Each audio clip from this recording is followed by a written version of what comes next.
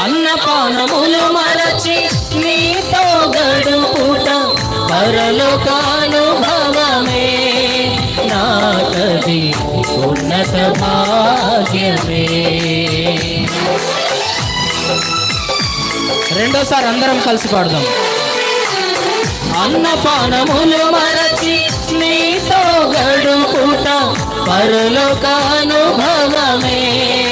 నాకది ఉన్నత భాగ్యమే. యేసయ్యా యేసయ్యా యేసయ్యా యేసయ్యా యేసయ్యా, మరొకసారి యేసయ్యా యేసయ్యా యేసయ్యా యేసయ్యా, ముఖ దర్శనం చాలయ్యా నాకు నీ